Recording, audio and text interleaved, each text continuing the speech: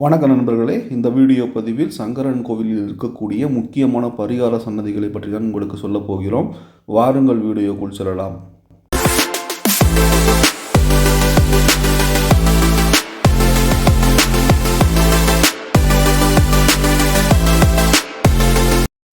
சங்கரன் கோவிலை பொறுத்த வரைக்கும் 3 முக்கியமான சன்னதிகள் நமக்கு எல்லோருக்குமே தெரியும். அதில் லிங்க வடிவத்தில் இருக்கக்கூடிய சங்கரலிங்க சுவாமி, சங்கரனும் நாராயணனும் சேர்ந்து காட்சி கொடுக்கக்கூடிய சங்கர நாராயணனுடைய சன்னதியும், பார்வதி தேவி இங்கே கோமதி அம்மாவாக அமர்ந்திருக்கக்கூடிய சன்னதியும், இப்படி 3 முக்கியமான சன்னதிகள் இங்கு இருக்கிறது. ஆனால் இந்த கோவிலில் இந்த 3 முக்கியமான சன்னதிக்கு பின்னால் பரிகார தெய்வத்திற்காகவே 2 சன்னதிகள் இருக்கிறது. அதில் நாகதோஷத்திற்கு எல்லாம் போகக்கூடிய நாகராஜாவுடைய சன்னதியும் 2 பாம்புகள் சேர்ந்தபடி ஒரு சிலையும் பார்க்க முடியும். இதில் பால் பழம் எல்லாம் வைத்து மஞ்சள் குங்குமம் போட்டு அங்கே நாகதோஷத்திற்கு பரிகாரங்கள் எல்லாம் செய்து விளக்கேற்றி விட்டு செல்வார்கள். அதே மாதிரி பக்கத்திலேயே கோமதி அம்மா தன்னுடைய தலையில் ஒரு கும்பையை வைத்த மாதிரி தவம் இருக்கக்கூடிய காட்சியும் நம்மால் பார்க்க முடியும். இதனை ஆடி தபசு என்று சொல்லுவார்கள். அதற்கு பக்கத்திலேயே ஒரு லிங்க வடிவத்தில் நம்மால் பார்க்க முடியும். இப்படி இந்த 2 சன்னதிகளையும் கோவிலுக்கு 3 முக்கிய சன்னதிகளுக்கு பின்னால் இருக்கும்போது அங்கு போய் என்ன பரிகாரங்கள் எல்லாம் செய்யப்படுகிறது என்று பார்த்தால், இங்கு ஆடி தபசு காட்சி என்று சொல்லக்கூடிய கோமதி அம்மாவுடைய தவம் இருக்கக்கூடிய அந்த சன்னதியில் நிறைய பெண்கள் மஞ்சள் கயிறுகளை கட்டிவிட்டு செல்வார்களாம். ஆனால் இந்த கோவிலுடைய வரலாறு என்று சொல்லி பார்த்தால், கோமதி அம்மா ஏன் கைலாசத்திலிருந்து பூமிக்கு தவம் இருக்கிறார்கள் என்று பார்த்தால், சந்தன் பதுமன் என்று சொல்லப்படக்கூடிய 2 நாகராஜாக்களுக்கு இடையில் சிவபெருமான் பெரியவரா விஷ்ணு பெரியவரா என்று இருவருக்குமே சண்டை வந்ததாம்.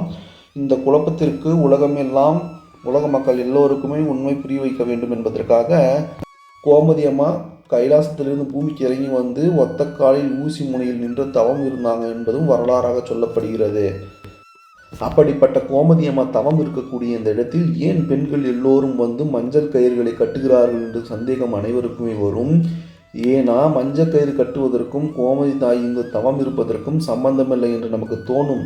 ஆனால் உண்மையிலேயே அந்த நாகராஜாக்களினுடைய சந்தேகத்தை தீர்க்க வேண்டும் என்று சொல்லி கோமதி அம்மா தவம் இருந்து சிவபெருமான் சங்கரநாராயணனுடைய தோற்றத்தை காட்டி அறியும் சிவனம் ஒன்றுதான் என்பதை காட்சி கொடுத்தார் என்று சொல்லப்படுகிறது. அதன் பிறகு இந்த கோமதி அம்மா தன்னுடைய தவத்தை கைவிடாமல் தொடர்ச்சியாக தவம் இருந்தார்கள் என்று சொல்லப்படுகிறது. இந்த 2வது தவம் எதற்காக என்று பார்த்தால், இப்படி பூலோகத்தில் சேர்ந்திருக்கக்கூடிய கோமதி அம்மாவை மீண்டும் சிவபெருமான் கல்யாணம் செய்து கைலாயத்திற்கு கூட்டிச் செல்ல வேண்டும் என்பதற்காக இந்த பூமியின் மீது நின்று தவம் இருந்தார்கள் என்று சொல்லப்படுகிறது. ஆனால் இப்போ சங்கரநாராயணனாக காட்சி கொடுக்கக்கூடிய சுவாமியால் நம் கோமதி அம்மாவை திருமணம் செய்து கொள்ள முடியாது. ஏன்னா ஒரு பக்கத்தில் சிவனாகவும் இன்னொரு பக்கத்தில் விஷ்ணு பெருமானாகவும், அதாவது கோமதி தாயினுடைய அண்ணனான விஷ்ணுவின் உருவத்தில் இருப்பதினால் இந்த உருவத்தில் கோமதி தாயை திருமணம் செய்து கொள்ளாமல் ஒரு லிங்க உருவத்தை எடுத்துக்கொண்டு யானையின் மீது ஏறி சிவபெருமான் நம்ம கோமதி தாயை திருமணம் செய்துக்கிட்டாங்க என்று சொல்லப்படுகிறது. அப்படிப்பட்ட லிங்கம் தான் சங்கரலிங்கம் என்று சொல்லப்படுகிறது.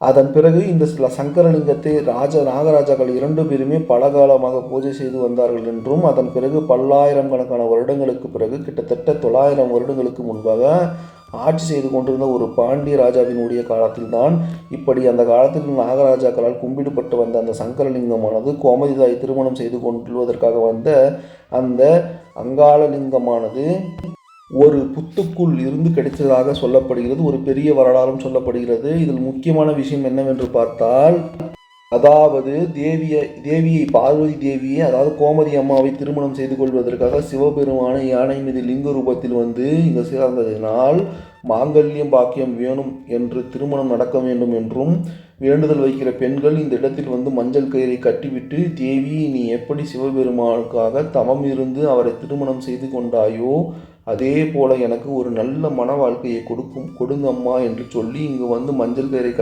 கட்டிவிட்டு வேண்டிக்கிட்டு செல்வார்கள் என்று சொல்லப்படுகிறது. அது மட்டும் இல்லாமல் சங்கரலிங்கம் கோவிலில் பொதுவாக நாகதோஷங்கள் நிவர்த்தி செய்யக்கூடிய தலம் என்று சொல்லுவார்கள். ஏன்னா இந்த கோவிலினுடைய ஒட்டுமொத்த தல வரலாறுமே இந்த 2 நாகராஜாக்கள் சண்டை போட்டதினால் உருவானது என்பதற்காக இங்கு நாகதோஷங்களை நிவர்த்தி செய்வதற்காக 2 நாகங்கள் சேர்ந்தபடி ஒரு சிலை இங்கு வைக்கப்பட்டிருக்கும். அது மட்டும் இல்லாமல் இங்கு ஆண்கள் பெண்கள் எல்லோருமே நாகதோஷம் இருக்கக்கூடிய எல்லோருமே அவர்களின் கையாலேயே நாகர்களுக்கு பாலாபிஷேகம் செய்து வைத்து வாழைப்பழங்களை உரித்து வைத்து அதுபோக மஞ்சள் குங்குமம் எல்லாம் தூவி விளக்கு ஏற்றி வணங்கிவிட்டு செல்வார்களாம். இந்த பரிகார சன்னதிகளை அடுத்த தடவை நீங்கள் சங்கரன் கோவிலுக்கு செல்லும் பொழுது முக்கியமான சுவாமிகளின் சன்னதிகளை பார்த்த பிறகு பின்புறத்தில் இருக்கக்கூடிய இந்த பரிகார சன்னதிகளையும் மறக்காமல் பார்த்து வணங்கிவிட்டு வாருங்கள் என்று சொல்கிறோம். இந்த வீடியோ உங்களுக்கு பிடித்திருந்தால் லைக் செய்துவிட்டு இந்த வீடியோ எப்படி இருந்தது என்பதை உங்கள் கருத்துக்களை கமெண்டில் பதிவிடுங்கள். மீண்டும் ஒரு வீடியோவில் சந்திக்கலாம். நன்றி, வணக்கம்.